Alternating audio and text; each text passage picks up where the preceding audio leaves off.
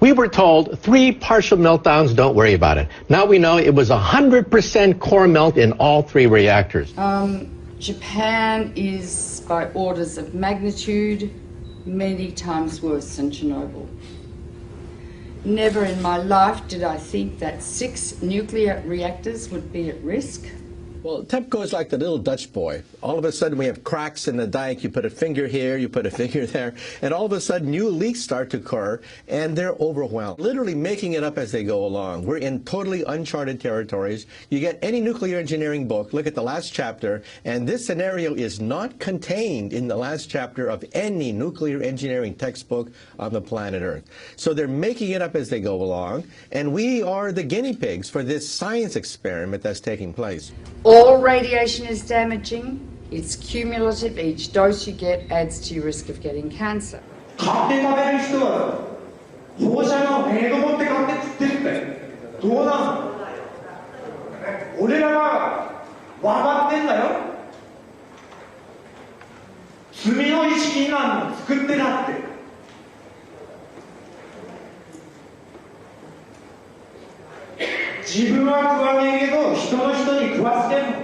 Within days of the Fukushima Daiichi catastrophe beginning, we were getting fallout coming down in rain in the United States, not in insignificant quantities.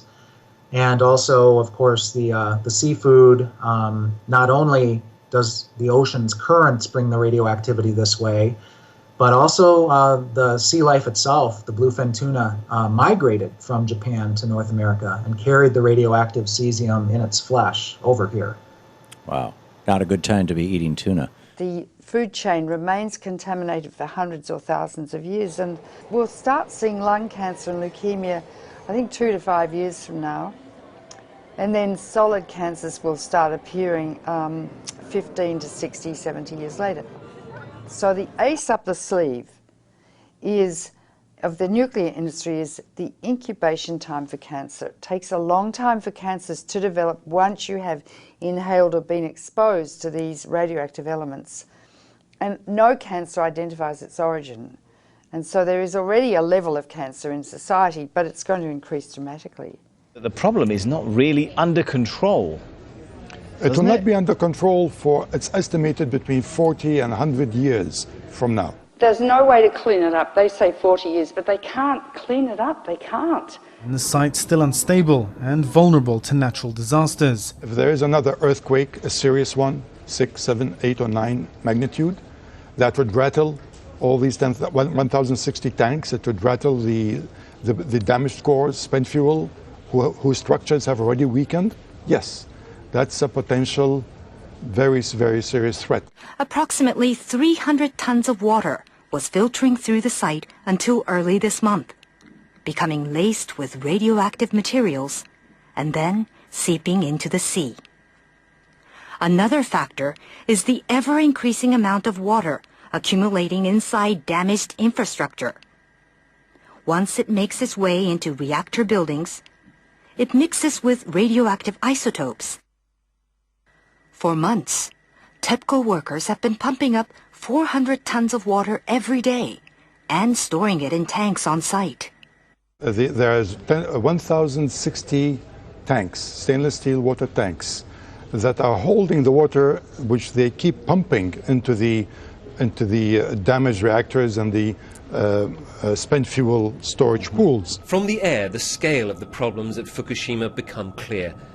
The growing mass of storage tanks now dwarfs the plant itself. More than 1 million tons of highly radioactive water is now stored here. But the tanks have been hastily built. They're made of steel plates, bolted together, rather than welded. Last week, workers detected a major leak in one of those tanks.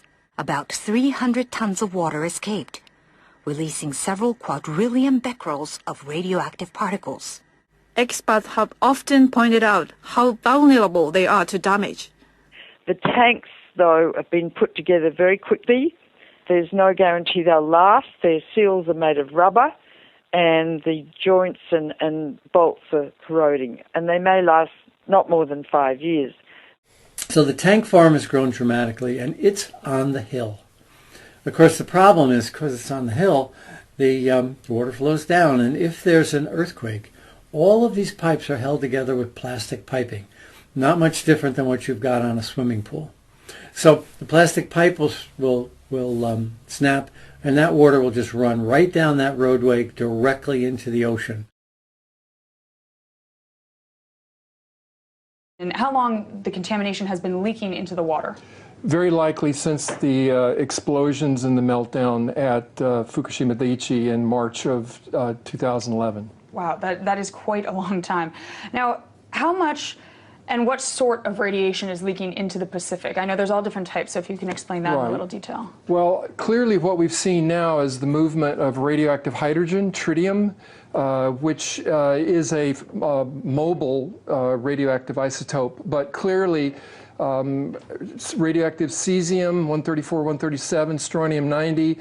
We're seeing a full range of radioactive contaminants now moving, which indicate that the damaged cores of these reactors, the meltdowns themselves, are now contributing to the contamination of the Pacific Ocean and groundwater that's moving at about a rate of 300 to 400 metric tons per day. So that radiation has been leaking into the water and polluting the fish continuously for the last 2 years.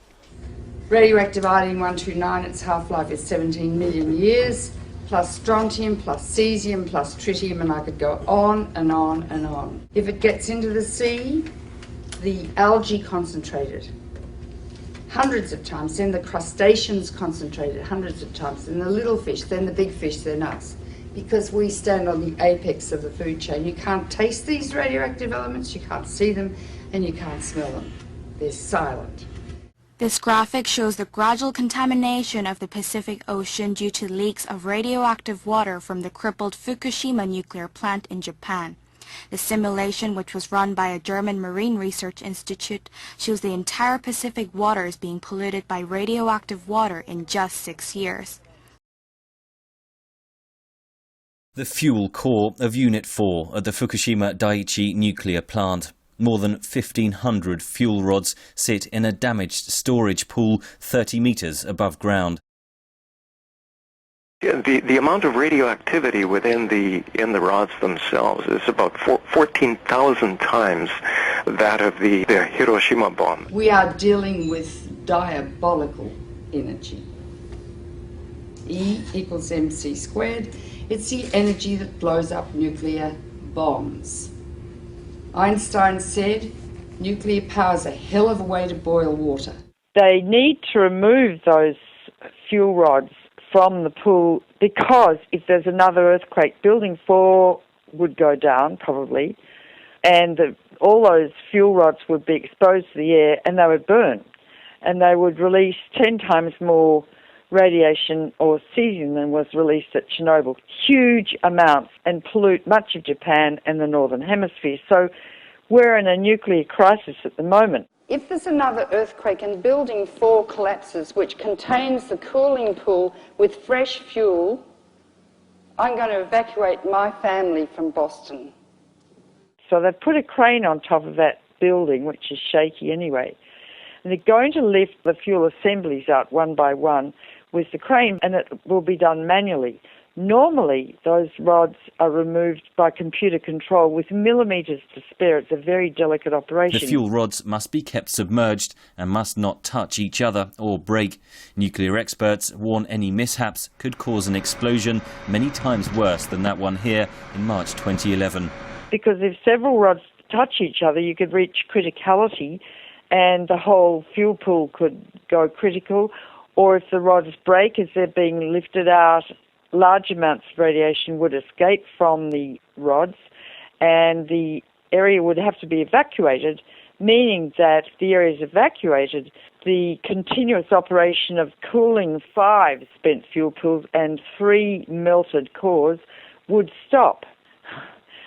Need I go on?